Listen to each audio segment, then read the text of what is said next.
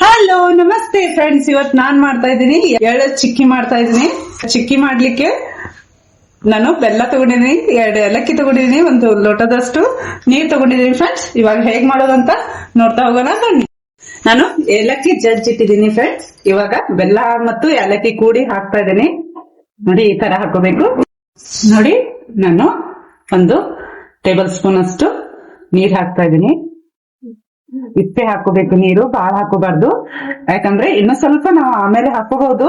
ನೀವು ಬೆಲ್ಲ ಎಷ್ಟ್ ನೀರ್ ಬಿಡ್ತದ ಅದ್ ಕರಗ್ತದಲ್ವಾ, ಅದ್ ನೋಡ್ಕೊಂಡು ನೀವು ಹಾಕೋಬೇಕು. ನೋಡಿ, ಈ ತರ ಆಯ್ತು. ಇನ್ನು ಸ್ವಲ್ಪ ಇನ್ನೊಂದು ಟೇಬಲ್ ಸ್ಪೂನ್ ಅಷ್ಟು ನೀರ್ ಹಾಕೋಣ.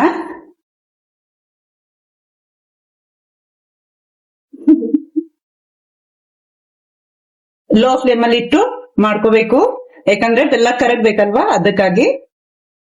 ಇವಾಗ ನೋಡಿ, ಈ ತರ ಆಗಿದೆ ಅಲ್ವಾ, ಕಲರ್ ಚೇಂಜ್ ಆಗಿದೆ. ನೀವು ಉಂಡಿಗೆ ಹೇಗೆ ಕಟ್ಟಿ ನೋಡ್ತೀರಾ ಆ ತರ ಏನ್ ಬೇಡ. ನೋಡಿ, ಈ ತರ ಒಂದ್ ಎಳಿ ಬಂದ್ರೆ ಸಾಕು. ಇವಾಗ ನೋಡಿ, ನಾನು ಕ್ಲೀನ್ ಮಾಡಿ ಇಟ್ಟದಂತ ಎಳ್ಳು ಹಾಕ್ತಾ ಇದ್ದೀನಿ ಫ್ರೆಂಡ್ಸ್. ಇದ್ರ ಒಳಗಡೆ ಹೀಗೆ ತಿರ್ಗಿಸ್ಕೋಬೇಕು.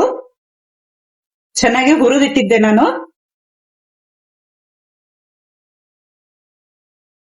ನೋಡಿ, ಈ ತರ ಚೆನ್ನಾಗಿ ಮಿಕ್ಸ್ ಮಾಡ್ಕೊಂಡು 1-2 ನಿಮಿಷ ಕಾಲ ಹೀಗೆ ಇದ್ರೊಳಗಡೆ ತಿರ್ಗಿಸ್ಕೋಬೇಕು. ಕಾಣಿಸ್ತಾ ಇರ್ಬೋದು, ಚುಟ್ಕಿ ಅಷ್ಟ ತುಪ್ಪ ಹಾಕ್ತಾ ಇದ್ದೀನಿ ಇದಕ್ಕೆ, ಯಾಕಂದ್ರೆ ಫುಲ್ ಶೈನಿಂಗ್ ಬರ್ತದ ಹೀಗೆ ತುಪ್ಪ ಹಾಕಿದ್ರೆ. ನೋಡಿ, ಈ ತರ ಚೆನ್ನಾಗಿ ತಿರ್ಗಿಸ್ಕೋಬೇಕು ಫ್ರೆಂಡ್ಸ್.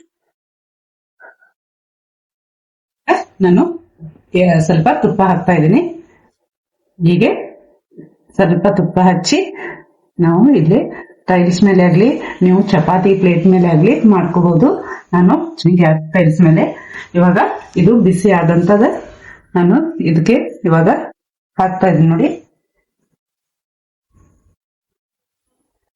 ಹೀಗೆ ಸ್ವಲ್ಪ ತುಪ್ಪ ಹಚ್ಕೊಂಡು ನಾವು ಇದಕ್ಕೆ ಹೀಗೆ ಪ್ರೆಸ್ ಮಾಡ್ತಾ ಹೋಗ್ಬೇಕು. ನೋಡಿ, ಬಹಳ ಬಿಸಿ ಇದೆ, ಅದಕ್ಕಾಗಿ ನಾನು ಹೀಗೆ ಬಡಿತಾ ಇದ್ದೀನಿ.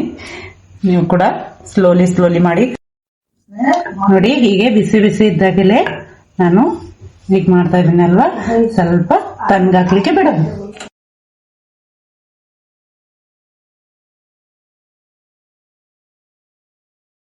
ಇದು ಬಿಸಿ ಇರುವಾಗ್ಲೇ ಹೀಗೆ ಮಾಡ್ಕೊಂಡ್ರೆ ಸೆಟ್ ಚೆನ್ನಾಗಿ ಆಗ್ತದ. ನೋಡಿ, ಈ ತರ ಮಾಡಿ ಈ ತರ ನಾವು ಕಟ್ ಮಾಡಿ ಇಟ್ಕೋಬೇಕು. ಇದು ಮಕ್ಕಳಿಗೂ ಕೊಡ್ಬೋದು, ಮತ್ತೆ ಸಂಕ್ರಾಂತಿ ಸ್ಪೆಷಲ್ ರೆಸಿಪಿ.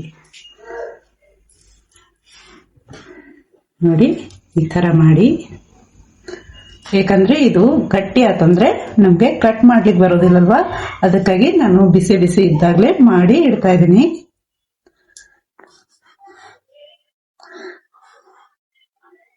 ನಮಗೆ ಹೀಗೆ ಸೆಟ್ ಮಾಡ್ಕೋಬೇಕು. ಇವಾಗ ನೋಡಿ, ನಾನು ಸ್ವಲ್ಪ ಆರಿದೆ, ಇದು ಹೇಗೆ ತೆಗೆದು ತೋರಿಸ್ತಾ ಇದ್ದೀನಿ ನಿಮ್ಗೆ. ನೋಡಿ, ಈ ತರ ತೆಗೆದು ನಾನು ಒಂದು ಪ್ಲೇಟಿಗೆ ಸರ್ವ್ ಮಾಡ್ಕೋತೀನಿ. ನೋಡಿ ಫ್ರೆಂಡ್ಸ್, ನಾನು ಮಾಡಿದಂತ ಚಕ್ಕಿ ಈ ತರ ಆಗಿದೆ, ಎಳ್ಳಿನ ಚಕ್ಕಿ. ನೋಡಿ, ನೀವು ಕೂಡ ಮನೇಲಿ ಮಾಡಿ ತಿಂದು ಹೇಗಾಗಿದೆ ಅಂತ ಕಮೆಂಟ್ಸ್ ಬಾಕ್ಸ್ ಅಲ್ಲಿ ತಿಳಿಸಿ. ಹ್ಯಾಪಿ ಸಂಕ್ರಾಂತಿ. ವಿಡಿಯೋ ನೋಡಿದಕ್ಕೆ ಥ್ಯಾಂಕ್ ಯು.